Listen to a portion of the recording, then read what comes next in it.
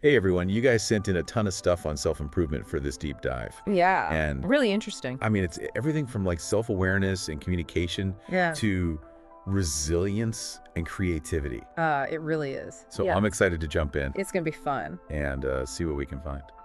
Yeah, it's fascinating how these topics are all like connected. They all Yeah. kind of paint this picture of like personal growth as a journey, Mhm. not like a destination. Definitely. Yeah. And speaking of journeys, Okay. we got to talk about this section Okay. called What to Do When a Girl Looks at You.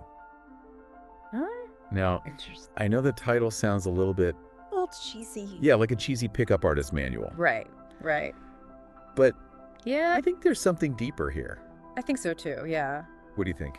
I think it's really hinting at like self-awareness and confident communication Okay. as like attractive qualities. So it's not about like deciphering secret signals or anything? No, not at all. It's about, More about just being comfortable with yourself, Yeah. projecting confidence. got it. So Yeah. like when you're comfortable in your own skin, you kind of naturally have that attractive energy. Exactly, you just radiate it. Makes sense. Yeah. It's like that saying, confidence is the best outfit. Yeah, I like that. You can't buy that. It comes from within. It really does. Feel- And that kind of speaks to this idea of self-awareness being like the foundation of all of this, Right. like Right. really understanding like Your values. your values, your strengths, Yeah. even your weaknesses. I'm curious about how the source material connects mindfulness with self-awareness. Yeah, I've mentioned that a lot. right. Well, mindfulness is kind of like a spotlight on everything going on internally. Okay. It's about observing your thoughts and your feelings without judging them. And so the source gives an example of someone who like notices their stress response in specific environments. Yeah.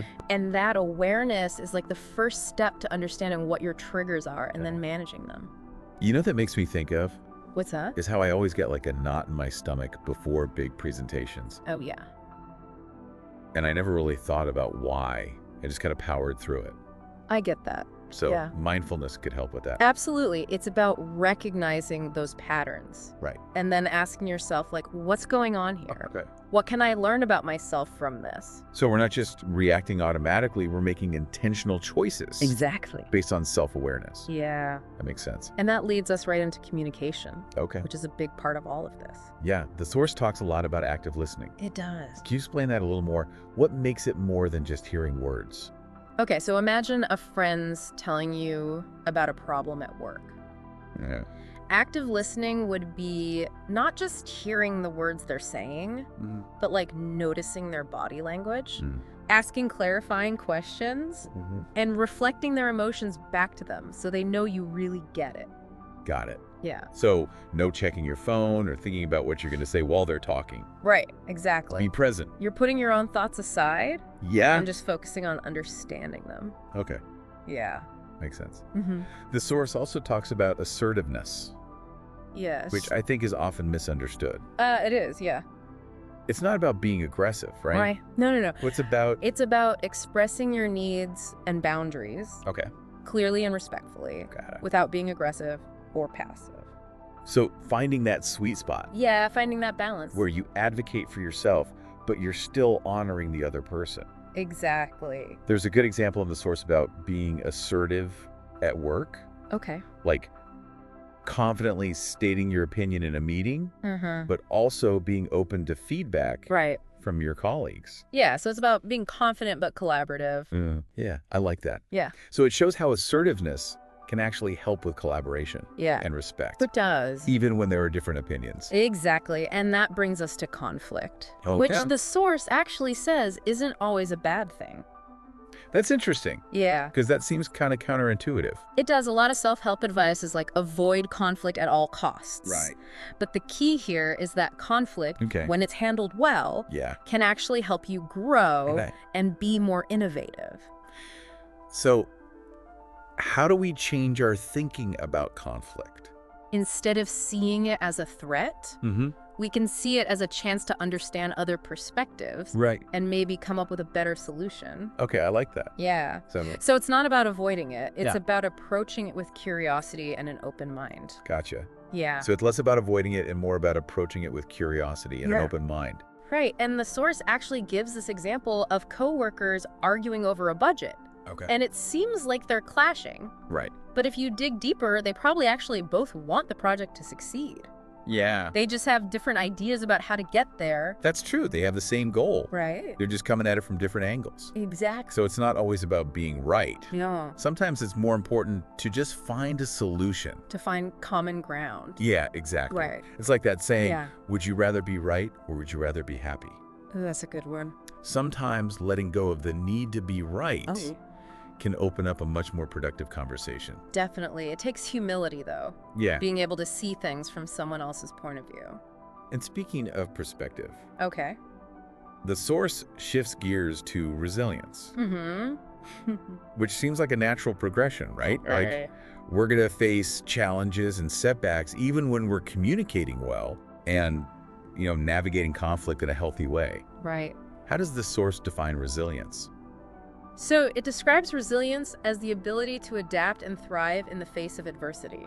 Okay. It's like a muscle. Yeah, The more you use it, the stronger it gets. I like that. Yeah. So it's not something you're just born with. It's Ah. something you develop Right. It's a skill. through experience. Exactly. Does the source give us any tips on how to build resilience? Well, it says it's important to reframe challenges as opportunities for growth. Hmm. So seeing setbacks not as failures, Right. but as feedback. Okay, but what about when we face like a real setback? Uh-huh. Is it important to acknowledge that Oh, absolutely. and allow ourselves to feel those negative emotions? Yeah. Because I feel like bottling things up isn't really healthy. No, not at all. Resilience isn't about ignoring negative emotions. It's about feeling them, processing them, Yeah. and then choosing to move forward with Right. hope and determination. So like riding out a storm, Yeah, exactly. you don't pretend it's not happening. Yeah. You just got to batten down the hatches and get through it. Exactly. And then you start rebuilding when it's over. I like that metaphor. Yeah. And just like you wouldn't weather a storm alone, Right. the source talks about how important a support network is for building resilience. Mm-hmm. Having friends and family to lean on Yeah, mentors. during tough times makes such a difference. Absolutely. You're not meant to go through it alone. Right. It's really powerful to be able to connect with people and share your struggles. It reminds me of that proverb, if you want to go fast, go alone. If you want to go far, go together. I love that one. Okay, shifting gears a bit. Right. Let's talk about creativity. Okay. I love how the source points out that creativity isn't just about art. Right. It's about problem solving and thinking outside the box. Yeah. Innovation. Yeah, exactly. Approaching things with a fresh perspective. And being open to new possibilities. And one way to spark creativity is to experience new things. Okay. Expose yourself to different cultures' viewpoints. So the more we experience, the more creative we become. It can really broaden your thinking, Okay. help you generate new ideas. And the source also talks about rest and reflection. It does. So, moments happen when we relax. Yeah, when we give our minds a break. That makes sense to me. I often get my best ideas when I'm like taking a walk or something. Right, when you're not forcing it, Yeah, exactly. letting your mind wander. So instead of forcing creativity, Yeah, we can cultivate it by creating space for inspiration. exactly. Gotcha. And speaking of creating space, Okay. the source kind of jumps to leadership next, Okay. which seems like a leap. Yeah. But it makes sense when you think about how leadership requires a lot of the things we've been talking about. Yeah. Like self-awareness, Huh. communication, resilience. Exactly. So how does the source define leadership? So it says leadership is the ability to influence and inspire others towards a common goal. It's not just about being in charge. It's Right. about having a vision Yeah. and empathy Okay. and adaptability. So it's less about giving orders Yeah. and more about empowering others Empowering others, exactly. for work towards a shared vision. Yeah, and leading by example, Okay. like embodying the values you want to see. And the source also mentions empathy as a key leadership quality. It does. Why is that so important? Because empathy lets you connect with your team on a human level. Okay. You can understand their needs, their aspirations, and yeah. it builds trust. When people feel understood, they're more likely to be engaged. Exactly, more motivated. Yeah. And in today's world, things are changing so fast. Right. Adaptability is really crucial. Yeah. Leaders need to be open to new ideas, Mm-hmm. be able to guide their teams through uncertainty. Being able to adapt is so important in all parts of life. It really is, and it's a skill you can develop. By practicing. Exactly, by embracing discomfort. So now let's talk about growth mindset, Okay. which the source defines as the belief that our abilities can be developed Yes. through effort and learning and perseverance. Right, so it's the opposite of a fixed mindset. Yeah, where people think their abilities are set in stone. Exactly. A growth mindset seems really empowering It is. because it encourages people to embrace challenges and learn from their setbacks. Exactly. It's about seeing effort as the path to mastery. The source uses the example of a student struggling with a tough subject. And a student with a growth mindset wouldn't give up. Right. They would see it as an opportunity to learn and grow. Exactly. They might try different study techniques. Yeah. Ask for help. Put in more effort. So how can our listeners apply this to their own challenges? It starts with recognizing that your abilities aren't fixed. Well, yeah. You can always learn and grow. So when you face a challenge, Yeah. instead of saying, I can't do this, Right. you can say, I can't do this yet. Exactly. That little shift can make a big difference. It's about focusing on the journey, the process. not just the outcome. Exactly. And a growth mindset can help with our relationships too. Absolutely. Because when we believe in our own potential, Yeah. we value feedback more. We appreciate different perspectives. And we can approach conflict constructively Exactly. It creates a more positive environment. for everyone. For everyone, yeah. But what about when we're feeling burned out? Mm. How do we balance ambition with well-being? That's a great question, and it's something a lot of people struggle with.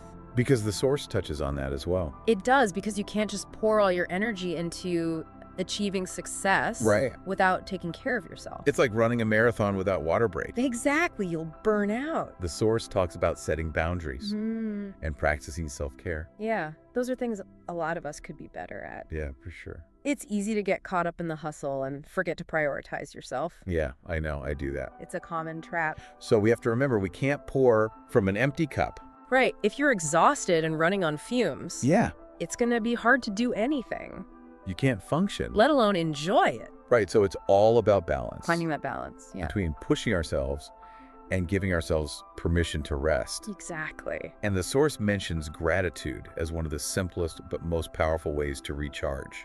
Yes, it's about shifting your focus from what you don't have to what you do have. Right, appreciating the good things, Exactly. even when times are tough. Yeah, and it's so simple. I find that even just taking a few minutes to write down things I'm grateful for Mhm. really helps. Yeah, me too. It just helps me to remember all the good. It shifts your perspective Yeah. from scarcity to abundance. Yeah, and it helps to cultivate a more positive outlook. It really does. All right, now for the big question. Okay.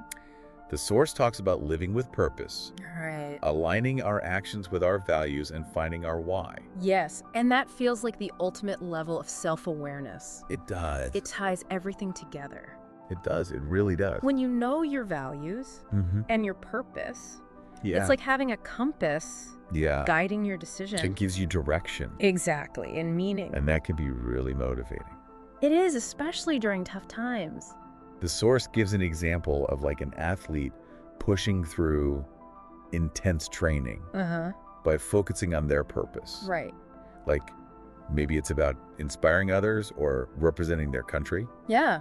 Or proving something to themselves. Whatever it is. That why keeps them going. Yeah, it fuels their determination. It's powerful. And that purpose doesn't have to be something huge, you know. No, not at all. It could be about being a good parent Right. or building a successful business or anything really. Whatever matters to you. It's about figuring out what matters most Exactly. and making choices that reflect that. Yeah, it gives you a sense of direction. And it's a journey, It is, not a destination. definitely. Our values and purpose can change over time. Absolutely, as you grow and learn. The important thing is to stay connected to your why, Yeah, let it guide you. like a North Star, Exactly. helps you stay on course. Even when things get tough. So, looking back at this deep dive, Okay. what stands out to you the most? I think the biggest thing is how interconnected everything is. Yeah, you can't have confident communication without self-awareness. Right. And you can't bounce back from setbacks without resilience. And it all leads to living with purpose. It all ties together. It really does. It shows that personal growth is a journey. Mm-hmm. It's not about mastering one skill. It's about developing all these qualities. And anyone can start this journey. Absolutely, wherever you are in life. There's no finish line. It's about constantly learning and growing. Becoming the best version of yourself. Exactly. So for our listener who's feeling inspired, Yeah. what's one small step they can take today? That's a great question. I would say start by just reflecting. Okay. Take some time to think about your values. Your goals. Mm-hmm. What really matters to you? What are you passionate about? What kind of impact do you want to have? Once you have a better sense of your why, Yeah. you can start making choices that align with that, It's like planting a seed, nurturing it, giving the Yeah. time. and it grows into something amazing. You don't have to do everything at once. Right. Small steps Consistent act. can lead to big changes. It all adds up. Well, that's a great note to end on. It is. The journey of 1,000 miles begins with a single step. So true. What step will you take today? I like that. Thanks for joining us on this deep dive. Yes, thank you. We hope you learned something And feel inspired. to continue your own journey. Of self-discovery. Until next time, Keep learning keep growing. and keep striving to be the best version of yourself. We'll see you then.